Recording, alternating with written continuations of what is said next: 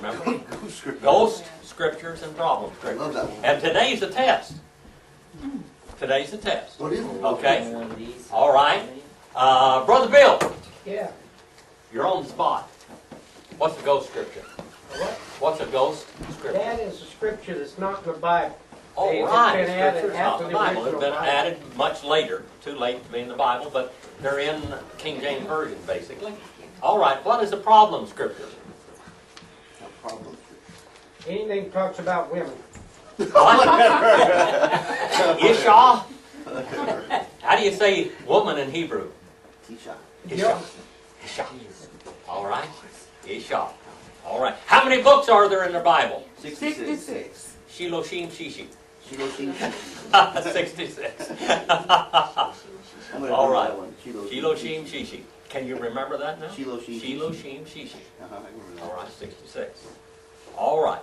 We have studied some real problem scriptures in the Bible. We talk, how many people have you ever seen, if God was in control, why has He made little children suffer and all these bad things happen? Why has God let this happen?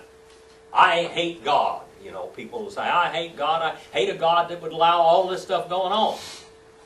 We're studying different books in the Bible. Remember when we studied the book of Job here a while back? The book of Job. We're going to look at that for a moment right now. We'll turn to your book of Job just for a minute. Now, Job is one of the what we call the poetic books of the Bible. Okay?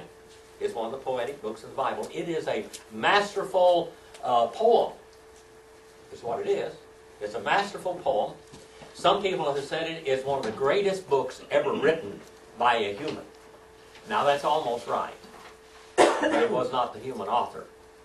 And how about Job? Who was this Job? His name looks like Job, doesn't it? Yeah, it really does. Job. You know, his name looks like Job. The devil did a job on him, didn't he? Yeah. All right, the devil did a job on him. Well, the book of Job is a book of suffering. A book of suffering. Passion. It's a book of, it tells us some things. Now, Job was a nice guy, wasn't he? Mm-hmm. Best of them. Huh? He was like one of the best. He was one of the richest men in the east of the earth at that time. It says he had all these donkeys and camels and sheep and cattle and all this stuff and a lot of servants and children. And remember, Satan asked permission to kill or to come into his life and make him poor. Christian. He said the only reason why Job... Now, we ought to be thankful for the book of Job, and we ought to read that book once a year. And Romans, the 13th chapter, with it. Okay? Because we're going to run into some things right now. Who is the God of this age? What does the Bible say? Who is the God of this age? Satan. Satan. Satan is actually in control of all the bad things happens. According to the book of Job, who causes bad storms?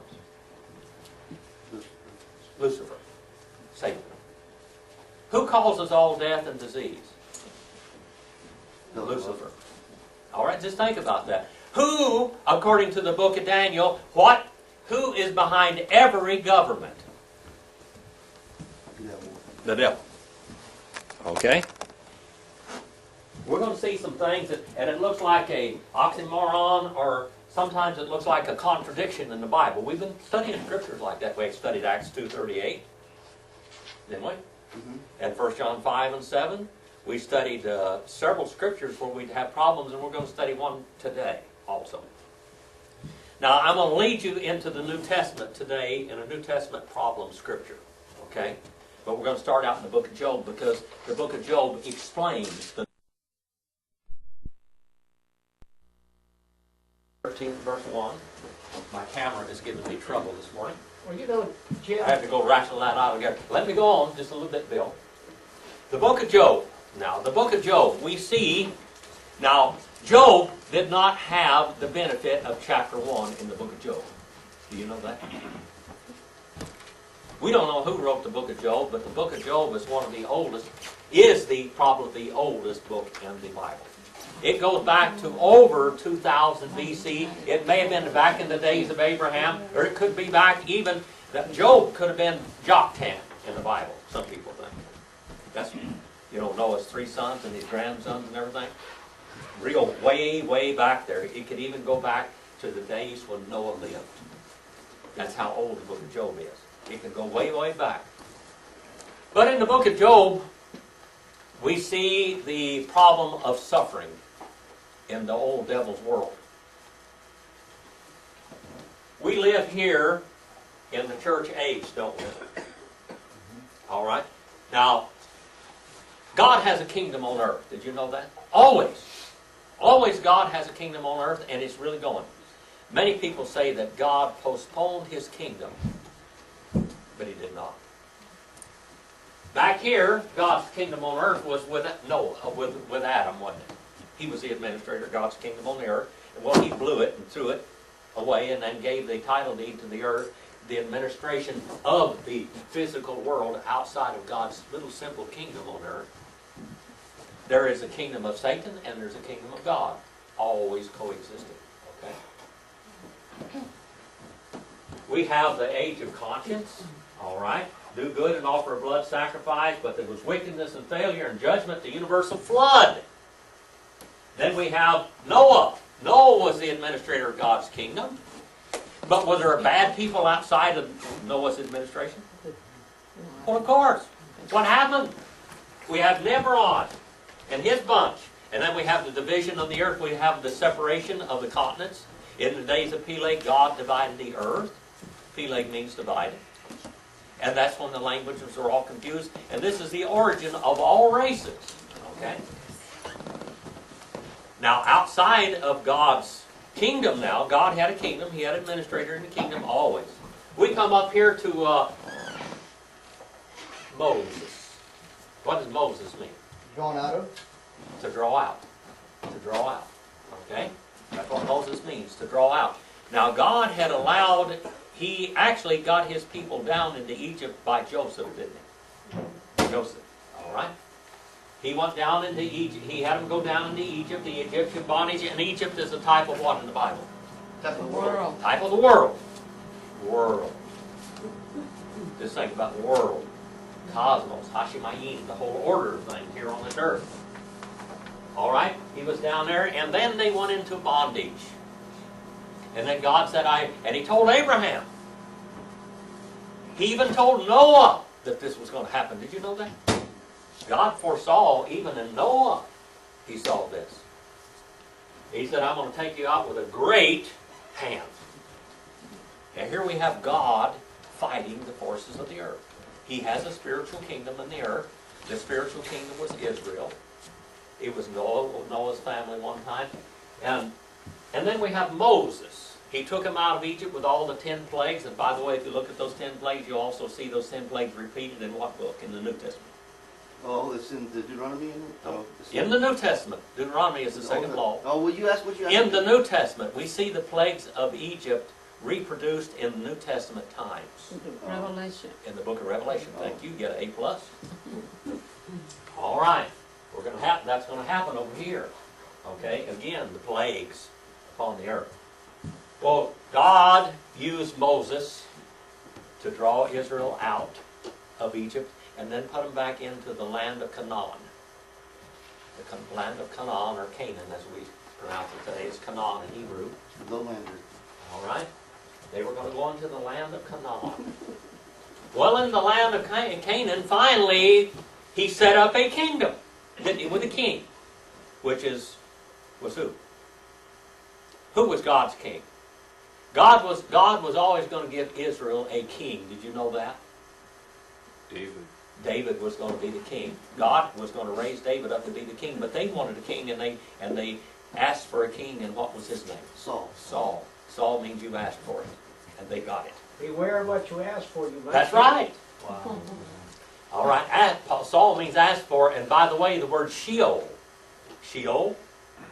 that is the Hebrew word for Hades. The word Sheol comes from the same root as Saul, and of course we got Saul in the New Testament. Saul was the Apostle Paul. He was asked for, and by the way, he was of the tribe of what? Benjamin. Benjamin. But Sheol's the bottomless pit, right? Well, Sheol is the place of departed spirits. Oh. It's Hades is the equivalent in Greek. Okay? Place ask about, isn't The it? place asked about. They asked for the king. Sheol is the place asked about. Where did my grandpa go? Where did my mama go? Or whatever, you know. Well, God always had a kingdom. And then, when Jesus was born, that frog, that toad on the throne of Egypt, that was squatting on the throne of Egypt at that time was called who? Who was on the throne when Jesus was born? Tried to kill him. Herod. Who? Herod. Herod. Herod was a descendant of whom? Esau. Now go back. We have Esau and Jacob's name was changed to Israel. Now how those Jews ever accepted a descendant of Esau instead of a descendant of Jacob or Israel, who knows? But he got on the throne. Old Esau's descendant, Herod, got on the throne, and here we have an impostor on the throne. Joseph was supposed to be on the throne. In the book of Matthew, we have Jesus inherited the throne, God's kingdom on earth now, from his earthly father, Joseph, which was just his stepfather. And in the book of Luke, we have Jesus literally being our ancestor from Adam through Mary. Okay? So we have the real king of Israel come on the scene. When did Jesus take over his kingdom? When did he take the reins of his kingdom? When did he become the king of Israel? When he came back. No. Sea of Galilee. No. Just me? There's a lap link always between. There was a lap link. On the donkey.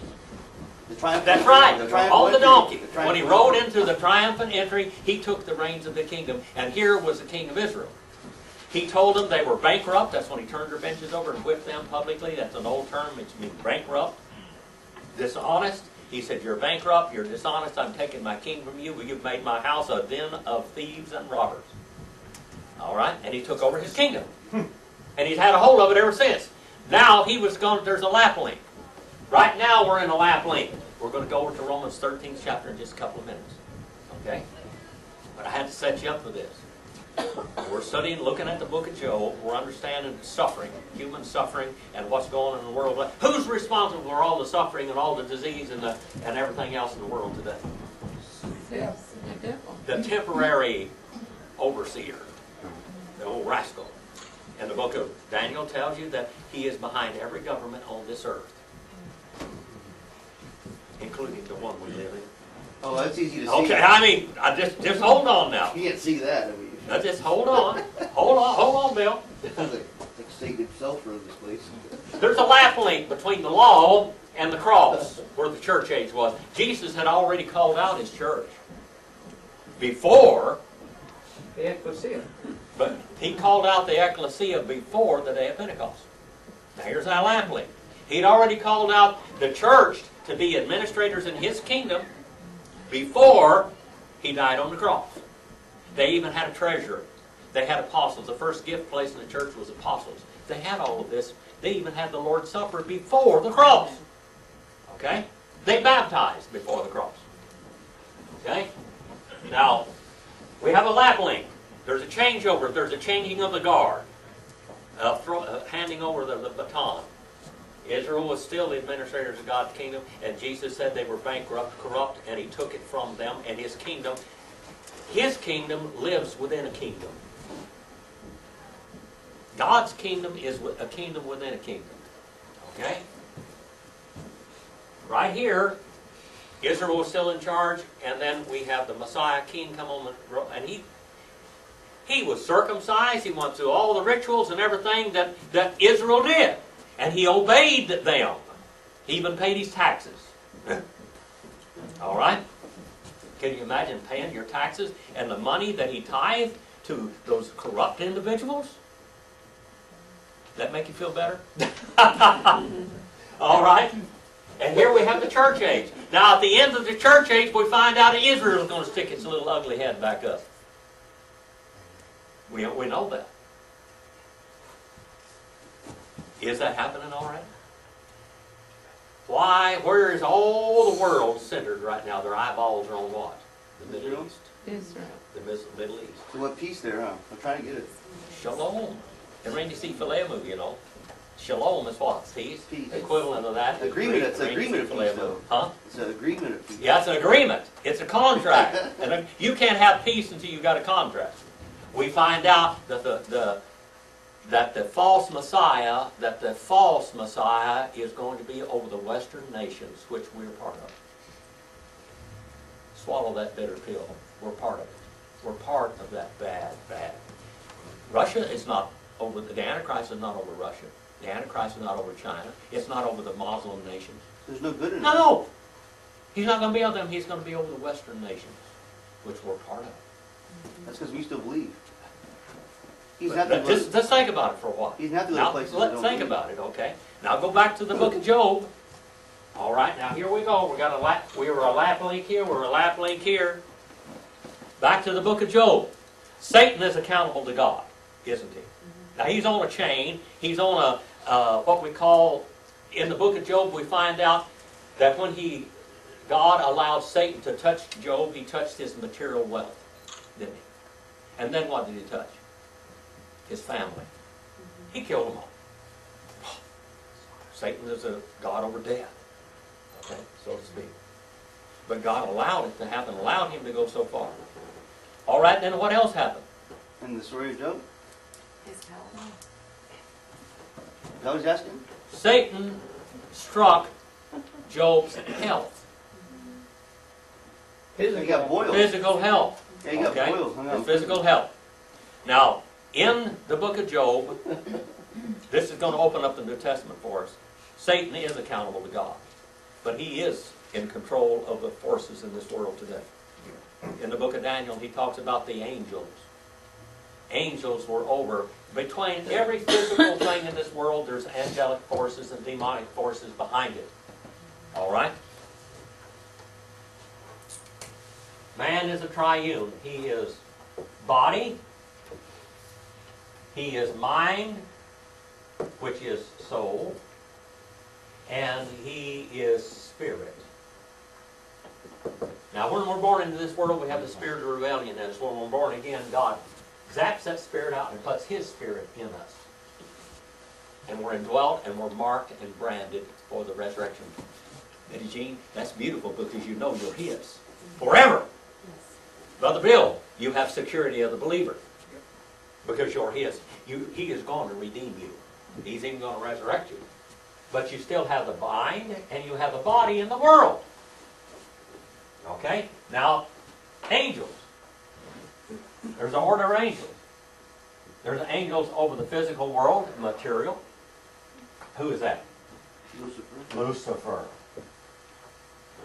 Okay? Who's over the mental realm? Who's over the mental realm? The angel over the communication realm. Gabriel. Yeah, I wouldn't put Gabriel along with Lucifer. That's why I was hard to put Okay, him. Gabriel. Okay, now who is over the spiritual realm? Michael. Michael.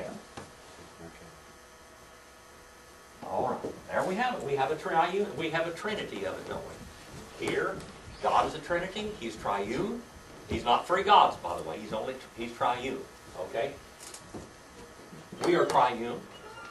We have a triune forces, and between these angelic forces, there's also spirituals, spirits. The spirits of God that minister for God are called spirits, ministering spirits. But what are the fallen spirits called? Demons. What? Demons. Demons. Demons, you can write all this down in your little notes, see, you have all this down for later. Because we're dealing in a physical universe, we're dealing in a mental sphere, and we're dealing in a spiritual universe, all coexisting at the same time. And God has a kingdom that he is over always in this earth. Now, what is God's kingdom on this earth today? What is his kingdom? Who is the administrator of God's kingdom today? His churches. His true churches, they will teach the truth. Okay? All the truth. There are a lot of churches out there. When the Lord called his church out, Satan called 1,000 of them. So the, Simple as that. was So this there's a very- lot of error in the world today to confuse people on purpose because Satan is the master of confusion. All right? We got a lot of cults. What does a cult do? A false religion. The first thing it does is does what? It attacks the person of God. Makes God a person that he isn't. All right? Changes God. Changes the nature of God. God is a God of love, but also judgment. One thing that a cult will do, it'll change the nature of God and it'll change the nature of eternal judgment. There's no hell, according to them. Oh, everybody wants to believe in heaven, but they don't want to believe in hell. But the hell, there says more about hell in the New Testament than it does about heaven, people.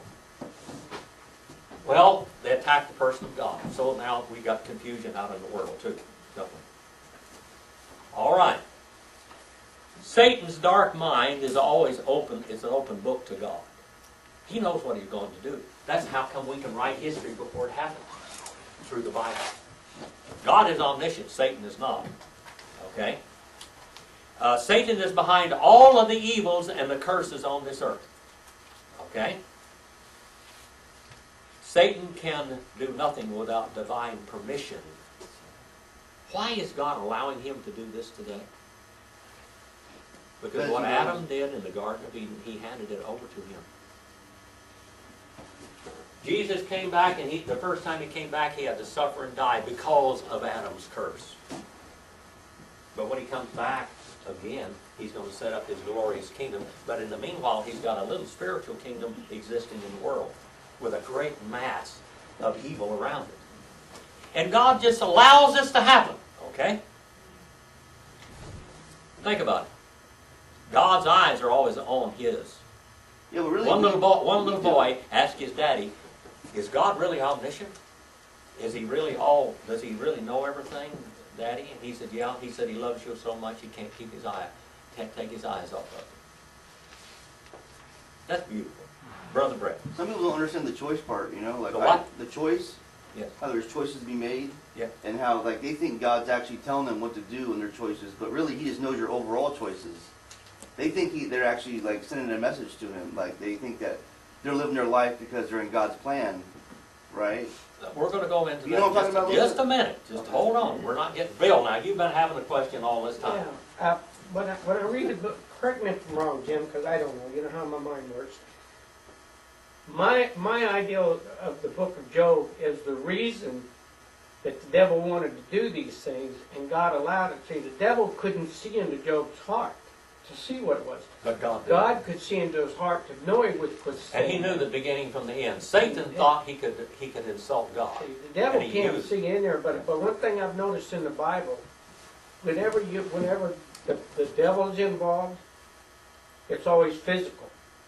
It's not spiritual, but whenever, like taking Jesus up on a mountain and showing him things, he does his physical thing, but nothing spiritual because he didn't have that ability. Well, hold on just a minute now.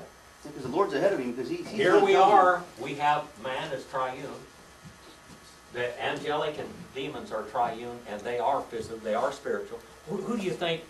Who do you think gets these false religions? What power do they have to hold these people in false religion? It's spiritual power, isn't it, Brother Bill? Yeah. That's right, spiritual. But that's a different And thing. people, last Wednesday night, I talked about people that God handed over to Satan and to hell. Yeah. Because they had rejected Him. They've been handed over to reprobation. They have rejected the truth, and now they're reprobate. They're cut off from God. Okay? Many people in false religions have been reprobated. They've been cut off. They have sold their souls to Satan, basically. Every now and then you see a miracle of God bring one of them out. All right. So there we are. Now let's go back to this problem scripture in the New Testament. All right?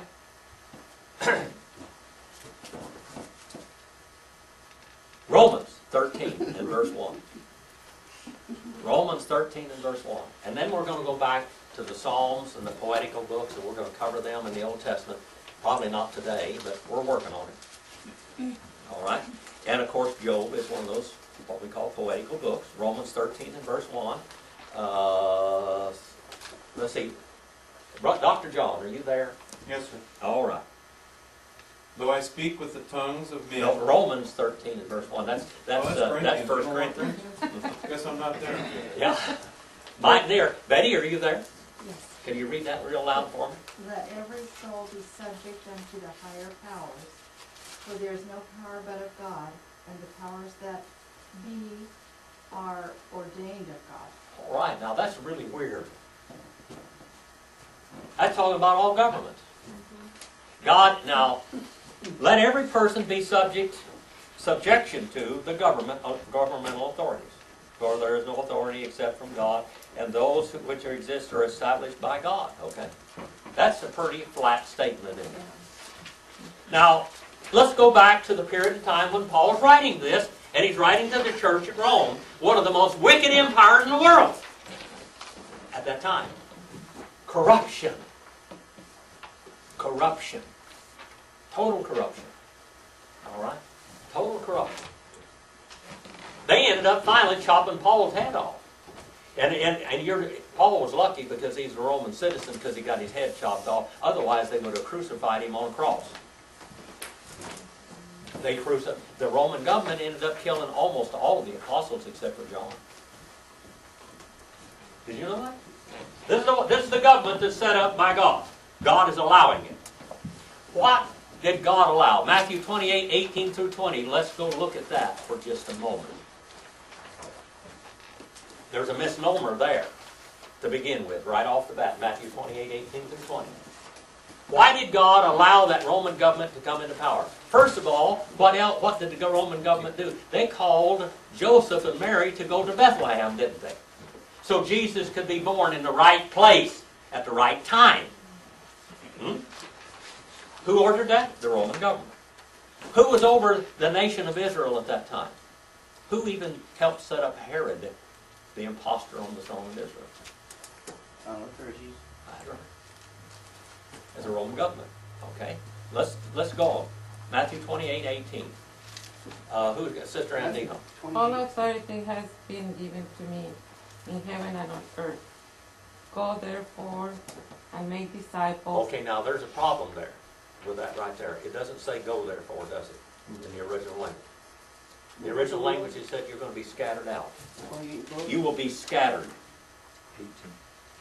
All right? In Matthew 28, 18 it says, there's where we get the Great Commission. But the Great Commission is not go ye therefore. The church was going to be scattered. Absolutely. You will have been scattered. And after you've been scattered, what do? Multiply. Make disciples. Mathetes. Spiritual or habitual learners. That's what we're doing today in Sunday school. We're making disciples today. Okay? Making disciples is the Great Commission. But the church was going to be scattered, and God is going to use the Roman Empire to do it. To scatter it all over. And you know what? Persecution is one of the things that purified the church. Do you know that? Once the persecution stopped, the church started getting more corrupt. And the church and the state became one. And watch out today, people, the way things are going, the church and the state are going to become one. That's right. Augustine, or Augustine as some people like to pronounce his name. August. Huh? Probably have August. August, yeah. In Spanish, Augustus Caesar is how we come to that August. Oh, different. Augustine, yes, different one. Okay. Okay? Sister Andina. in Spanish, Agustín. Augustine, yeah. Augustine, you know, he was a Catholic leader. That Catholic leader called for the destruction of the nation of Israel. Did you know that? He called for the destruction of the nation of Israel. And by Augustine's help, the church, the Roman church, became the Holy Roman Empire. The church and state were one. They started baptizing babies. Predestination there. Well, they started baptizing babies and they would go out and they would baptize whole armies. They would march them in the river, and when they came out the other side, they were Christians. This happened, people. This is history. Okay? They got complete control of the mass of humanity. They legislated morality. You, as an individual in the Roman Empire, had to tithe. Did you know that? Had to tithe. You had to tithe. They attached your wages. No choice. No choice. You tithe to the church. Same way the Mormons. And that's right. Same way the Mormons. And Joe And, Wilson- and every Protestant church has had a church state someplace except Baptist. Baptists have not ever had a church state situation ever. But we're slowly coming to it. Watch out. When they want to marry themselves and moralize the whole world. We are over God's kingdom, not the world. So when you say marry themselves, what do you Wait, mean? no, hold on. Now, hold on. God's churches are God's churches. The world's the world. The churches are supposed to influence the world. As a matter of fact, what stops this Antichrist from coming on the scene and getting complete power is the churches and the Holy Spirit in the churches. But when God takes the churches out, all hell breaks loose on earth. And the tribulation period starts, and we have the great Antichrist come up, the false Messiah. Okay? And he's over all the Western nations. Just read your Bible. The book of Daniel and Ezekiel and all of that. The book of Revelation. Okay? Romans 13 and verse 1. God allows all of these governments to take place. And we're part of the world. But the government that we obey is God's government, God's kingdom. Okay? If you go back all the way back to human government here, we have a responsibility. All right? Do good. All right, back over here to human government, we have a responsibility. They were supposed to scatter and multiply, and they were supposed to offer sacrifices, and a government was supposed to protect the people from each other. And the people from the government. All right? Simple as that. That's what the government is supposed to do. They were supposed to mete out capital punishment where necessary. Bad guys. Because they get out of hand. That's a legitimate government, okay? Romans 13 and verse 2. Therefore he who resists authority has opposed the ordinance of God, and they who oppose will receive condemnation upon themselves. For the rulers are not, are not the rulers that cause a fear to good behavior. In other words, you get fined. We go down the road, Maryland says, you know what, they need the highway patrolmen out here. These people are wild. They're thugs. Terrible.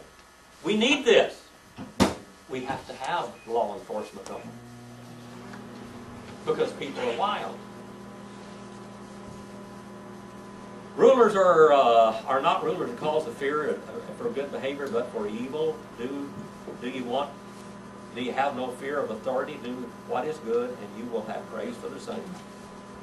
For it is a servant or a minister of God to do for good for you. Yes, the government is supposed to protect you in it from the bad guys. That's what government does. We see that all over the world. The government is supposed to protect the citizens from the bad citizens, aren't they? Not in China. That's it. That's it. That's what God ordained government to do. But of course, now who is over all of this today? You're going to say Satan, right? Satan, Lucifer. So he's always going to twist everything. How about Adolf Hitler? You ever hear of him? Yeah, I think Anybody I ever hear of Adolf heard his Hitler? name before. Do you think that government was ordained of God? Absolutely.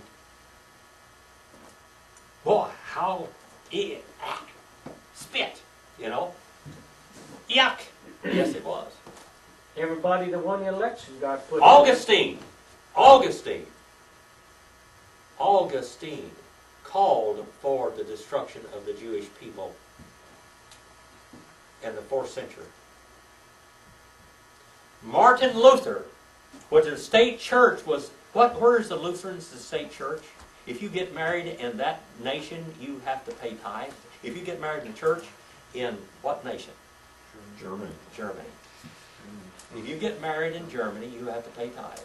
If you get married in church, it's a state church. The state church was originated there by Martin Luther. And John Calvin had him a state church. And he called it the city of God. Augustine talked about the city of God. They were going to legislate morality, and everybody was going to go to church. You went to church on Sunday, or you went to jail. And they changed the Sabbath from Saturday to Sunday. That's more like Muslim stuff. I'm not kidding. Guess where they got it? Where do you think the Muslims got their baloney? Probably Right out of us. the Catholic Church, right out of Lutheran. Exactly, yeah. Yeah, that's right. Right out of it.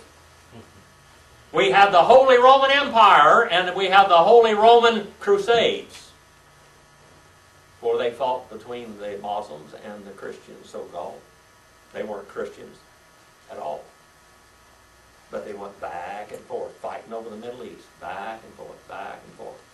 Conquering and conquering and conquering and killing and murdering They still are. by the church and by the sword. Okay? Go back to Germany now. For several hundred years before Hitler, Luther, and he made his little edict to incarcerate every Jew, to neuter, castrate every male, and to not allow the females either to neuter them or not allow them to multiply and put them in work camps until they worked them to death. That's what Luther called for. So when Hitler came on the scene, Hitler was religious, very religious. And he just put into account what Martin Luther had called for several hundred years before. And the people did it, didn't they? But what happened to those Jews there? You know that, how many Jews did Hitler kill in World War II? 7 million. 6 6 million. 6 million people. How many Polish did he kill? Probably like 40. 8 million. What was it, 8 million? Yeah. He killed a lot of people under that. That man killed a lot of people. I'm going to tell you something. He murdered a lot of people. But God allowed him to come to power. Stalin did more. Under the power of Satan. But what happened after World War II? What happened? What did it cause the Jews to do? Scatter or go back home. To go back to They wanted a Israel. homeland. So now we have a lapland. We have the dispersion of Israel right here, Ezekiel 36, 16 through 19. And we have, because of what Hitler did and what Martin Luther and John Calvin and Augustine called for, we have the regathering of Israel, Ezekiel 36, 20 through 24. That's the Russian Jews and all them too, right? All of them. There's a whole lot more behind the story than what I just told you, but there we have it. We see some pretty bad governments. We see in the book of Revelation and the book of Daniel, we see the nations lined up to do exactly. Now, 30 years ago I was preaching the book of Revelation. Matter of fact, I wrote my doctor's thesis on the book of Revelation a long time ago. 30 years ago. Some of you haven't. How many of you got the book of Revelation? I even taught it here that I wrote the thesis. Now, when I was writing that book back then, I mean, there was some things that had happened that I could see that we were in the end times, or going that way. First of all, in May of 1948, Israel became a nation. And everybody thought, well, you know, in this generation now, the Lord is going to come back. They have him going to come back in 2012, some of 2011, and all this kind of stuff. You know, they got him coming back. I'm going to tell you something. All I can say is the scene is set. The people in power are there. We can see it. We just have to put up with all. The Apostle Paul put up with the Roman government. And he said, well, it's even ordained of God. And they were going to end up killing him for preaching the gospel. Bill. In 1948, when the Jews were granted deal, if you read Ezekiel 42nd chapter, God fulfilled the prophecy in the 42nd chapter of Ezekiel. And he said, fulfilled it. Yep. He fulfilled it through that ungodly government. Yeah. He said, I will bring He my fulfilled people it. back. Gather I them will back. hiss, I will whistle for them, and they'll come. Yeah. All right. That's actually Now, one I place. want some of you to get up here and read about this temple area right here. There's a paper here on the temple. Israel's getting ready to build a temple. Yep. And their false Messiah is going to do it. All right? I want you to read a little bit about that. In this temple area, it's going to be a temple for all faiths.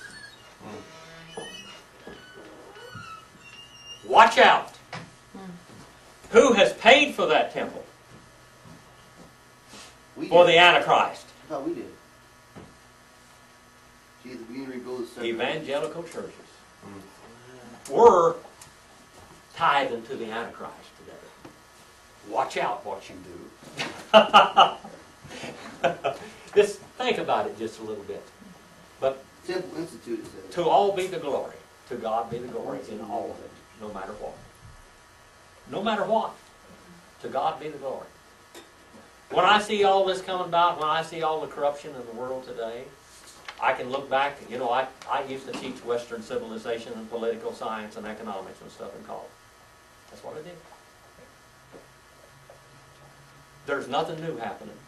There's nothing new under the sun, as Solomon said. Now see, that goes back to the Ecclesiastes, Solomon and everything. That's it.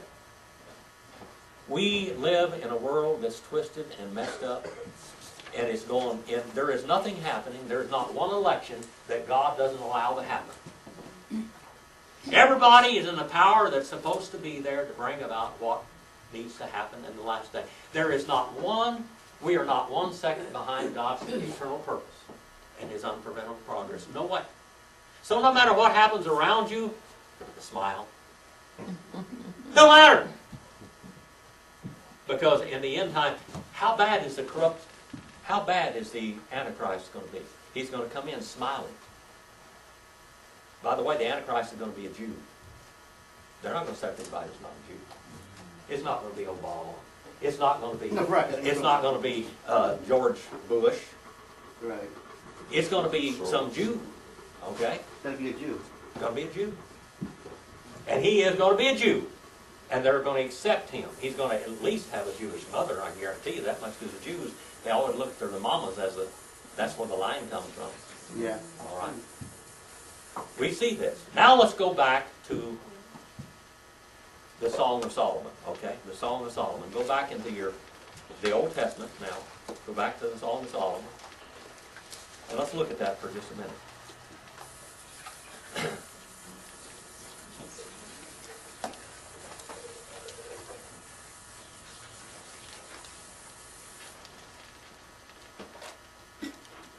Go to the Song of Solomon.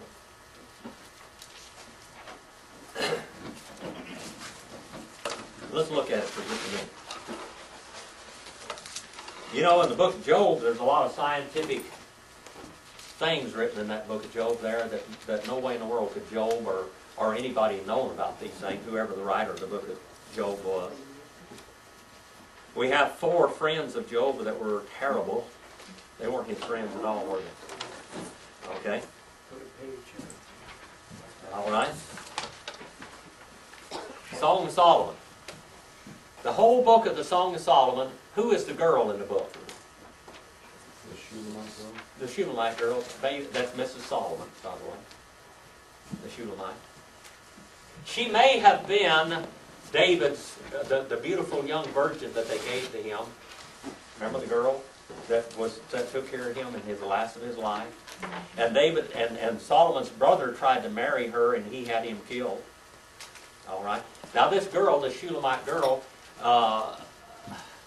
you know that in the Jewish culture they wouldn't let you read the Song of Solomon until what? Until you were a grown man. Until you were a grown man. Oh, you talk about all the stuff, the sex and all that stuff. Yep. They wouldn't. It was too sexually graphic. Some of the rabbis said this was an instruction manual for husband and wife. Okay. What the book is the story of the love for God and His church, the bride of Christ. And Solomon, in many ways, was a type of Christ, wasn't he? In the millennial reign, right here. Solomon was a type of Christ for the millennial reign, and Christ will have a bride in the millennial reign, and the bride is going to have a house, isn't he? Huh? Mm-hmm. The bride's going to have a house. What did Jesus tell His church when He left? What does he say he's going to do? He's going to do what? Come back Go to build me. her a house. And now, what is that house called, according to the book of Revelation? The church? Huh? New Jerusalem. The church? That great mansion. Oh. All right, well, the church is the true New Testament churches that will inhabit that great mansion, okay? It's called New Jerusalem.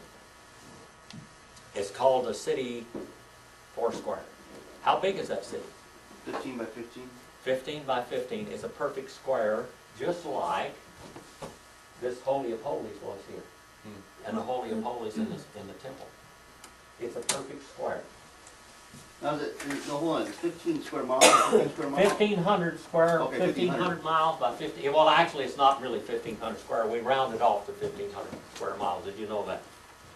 Yeah, that's It's about 1,500 square miles by 1,500 square miles by 1,500 square miles, and just figure out at about 20 feet how many stories high that thing is. That's a monstrous big building. And that building is going to be a sun to the earth during this period of time right here. It's going to be shining from heaven. It's going to be in the heavens. It's going to be like a satellite. It's going to be like the moon or the star or the sun up there shining. That's where the light is going to come from, because Jesus inhabits that city. All right? The Song of Solomon. All right. We find out that that this girl, she is approached by this shepherd. Okay? And he promises to come back and get her. All right? Psalm 23. Someone go to Psalm 23. You know, the Bible is a complete book from cover to cover. And it just, every book says something that relates to something else. The Song of Solomon is talking about the Lord and his bride, the church. All right? And he's going to come back and get her. All right? And this person, this king is a shepherd king. All right? What was David? He was a shepherd. And by the way, so was Solomon in so many ways. He was a shepherd. Okay? Let's look at Psalm 23 and verse 1. Does anybody know it? Sister The Anthony. Lord is my shepherd, I shall not. The Lord is my shepherd. Jehovah Roeh. Jehovah Roeh. The Lord is my shepherd, I shall not want. By the way, if you go down to the 23rd Psalm, you'll find out that was David's idea of heaven. And the Lord is my shepherd, I shall not want. Okay? Every one of those is a Jehovah title, by the way. Every one of those is a Jehovah title. The Lord is my shepherd, Roeh, shepherd. Jehovah Roeh, the Lord is my shepherd. Now on discovertheword.com on our website, if you look there, it says that the titles of God, the names of God. You go on there and you can down through there. If you look at the 23rd Psalm, you'll see that Jesus fulfilled all of the messianic Jehovah titles. In John 1:14, Brother David, what does it say in John 1:14 in Greek? 114 is Kai Ho Logos Arxagenitor. Kai ho logos sarx agenitos. Marilyn, you're not here, you are here. How do you say that? That's right. That's what it says. Kai ho logos sarx agenitos. That's what John 1:14 says in Greek. And the word, flesh, he became. The word there is Jehovah. That's a term that was used for Jehovah. The Jehovah flesh he became and dwelt among us. So in Psalm 23 we see all the Jehovah titles displayed. This is a messianic title. By the way, what is the most quoted book in the Old Testament and the New Testament? Proverbs? No. Psalms? Psalms. By the way, Psalms. The book of Psalms, by the way, was Israel's songbook. It's Israel's hymnal. See those blue ones up there? The Psalms, the 150 Psalms that we have, was Israel's hymnal or songbook. They sang those, okay? And when they sang the 23rd Psalm, they're singing all the Jehovah titles. Now, John the 10th chapter, you go down there, the Lord is my shepherd, he's going to provide for me, all of those. Just look. Look at the Jehovah titles. Go there and download all the Jehovah titles on the front of discovertheword.com, and then look at the Psalm 23. You'll find out Jesus in Psalm 23 fulfilled all of those titles. Okay? Now, John the 10th chapter. John chapter 10. John chapter 10. Let's go look there. We went into John already in John 1:14. Now let's go John the 10th chapter and let's see who Jesus said he was. All right? John 10 verse 1, truly, truly, I say to you that he who does not enter by the door in the fold of the sheep, but climbs up over some way, he is a thief and a robber. But he who enters by the door is a shepherd of the sheep, and to him the doorkeeper opens, and the sheep hear his voice. Just think of it. Jesus is saying he's a good shepherd. He's the shepherd of Psalm 23. Okay? When he puts forth all his own, he goes before them, and the sheep follow him because they know him and they hear his voice. And a stranger they simply will not follow, but will flee from him, and because they do not know the voice. This figure of speech Jesus spoke to them, or this parable, but they did not understand what those things were. And he had been saying to them, and Jesus therefore said unto them, truly, truly, I say to you, I am the door of the sheep. He who came before me are thieves and robbers, but the sheep do not hear them. Who's he talking about them? That's Israel. That's the false religion now. That the truth, the administrator of God's kingdom had become totally corrupt. I am the door. If anyone enters through me, he shall be saved and shall go in and out. The thief comes only to steal and to kill and destroy, and I come that they might have life, and they might have it abundantly. I am the what? All right. I am the what? The door. I am the good shepherd. I am Jehovah Rohi. The good sheep, the good shepherd lays down his life for the sheep. Look at that. Psalm 23. So you see that in the Old Testament, what we see is a foundation for the New Testament. We're going to kind of skip over these books. We're going to go look at Ezekiel just a little bit. We're going to look at Daniel a little bit deeper. And we're going to look at the Psalms slightly, but we will understand what they're for. You read the Psalms. Psalms our music should display what Israel's song book did. Every song should be a gospel song. It should glorify God. You know, we have all kinds of psalms, don't we? Now let's go back to the Song of Solomon again. The Song of Solomon. I need to read that. Yes, I know. Is the scripture that you're going to quote is the Song of Solomon chapter 2 verse 10? Yes. Okay. Yes. Okay. Yes.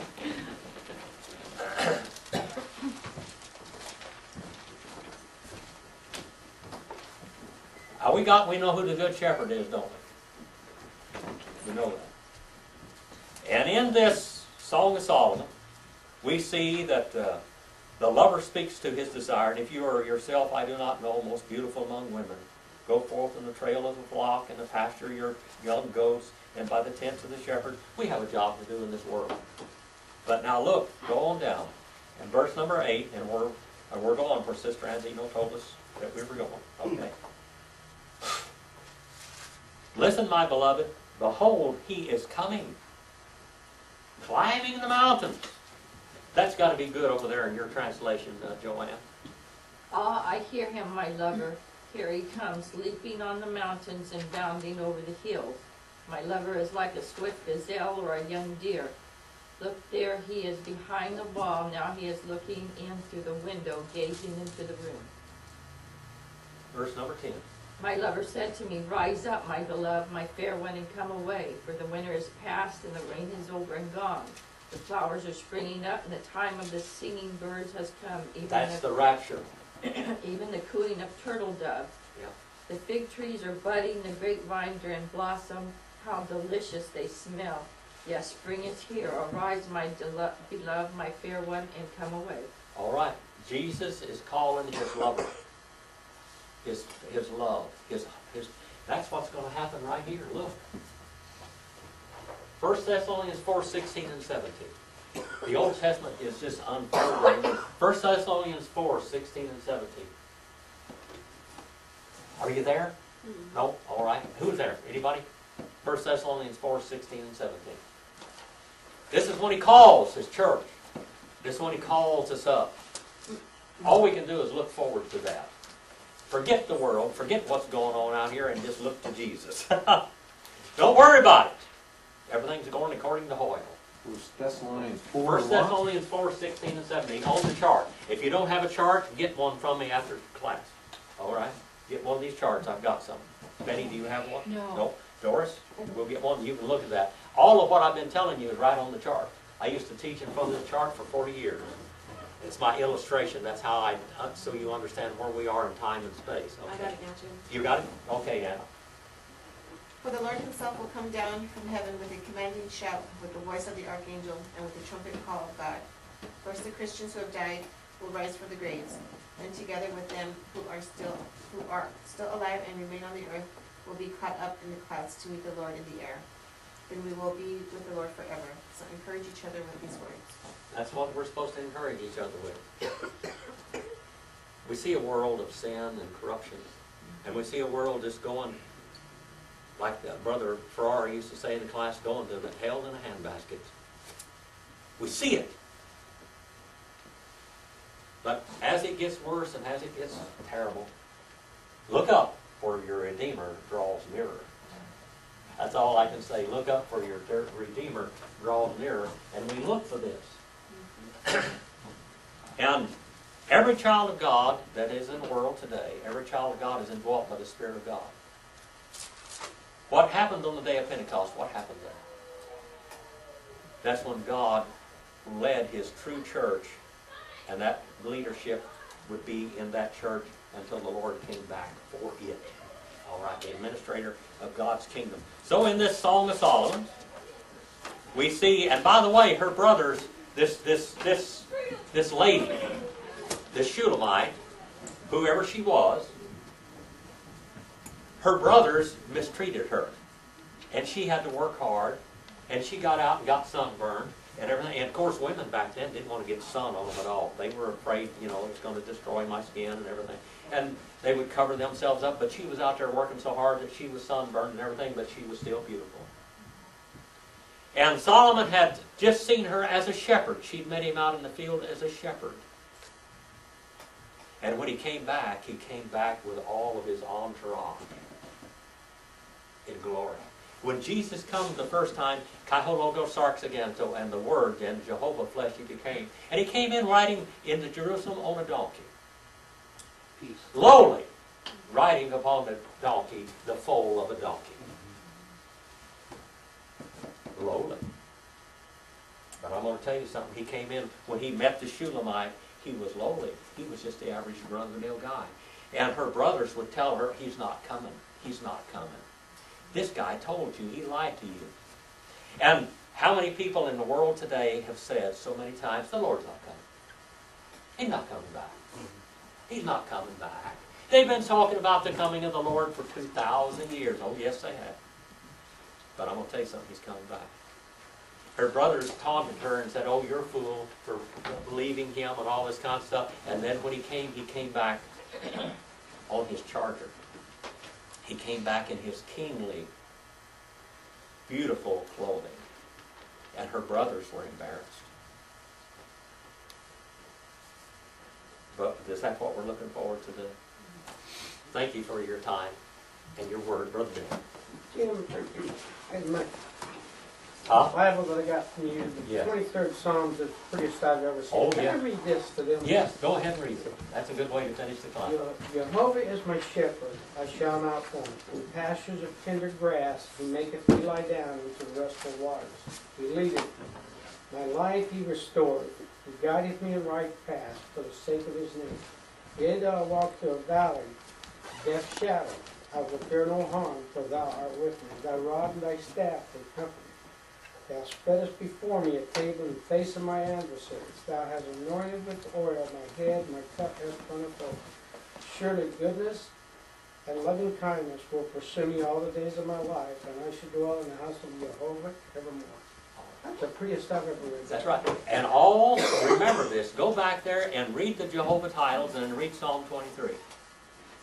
Read the Jehovah titles and then read Psalm 23. You will find out he is her banner, he is her protector, he is her doctor.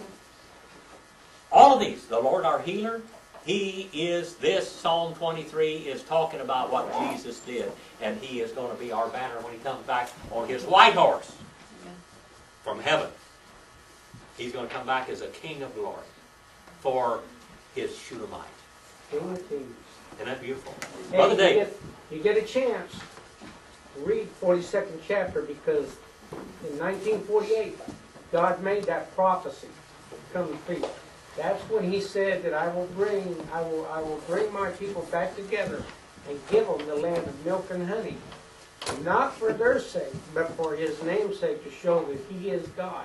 But you'll read that whole thing, and you'll know in 1948, God, that prophecy came true. That prophecy began to be Where did you fulfilled. say read? Ezekiel, 42nd chapter of Ezekiel. Well, on the chart, if you look on the chart, Yeah, he says, I'm going to you make you a find the nation. first one, and then you find this one, and then it goes on further. Oh, he says, I'm going to make you a But nation. now just think about this for Ezekiel one thing. 42. Israel today is saying that that's their land, that God gave it to them. Mhm. But I'm going to tell you something. They haven't accepted that Messiah yet. So it's not going to be their land then. So it's really, And they won't have it until they accept the Messiah. They will take your money. They will smile at you and let you come to their cedars and all this kind of stuff. But they have not accepted that Messiah yet. And they won't have it until they do. Because they're still imposters too.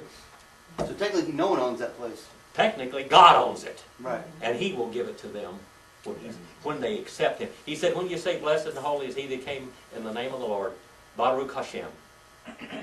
Blessed is he that came in the name of the Lord, then I will give it to you. That was It's not yet. 1948 was the year I was born. So that We knew the world was over then. I mean, Right. right when that happened. I'll tell you We something were a else lost too that generation. happened in 1948. All right. Our Thank Congress you for your attention. passed a law that made it illegal to hang black people. Up Bill was until the then, point. you He's could the hang middle black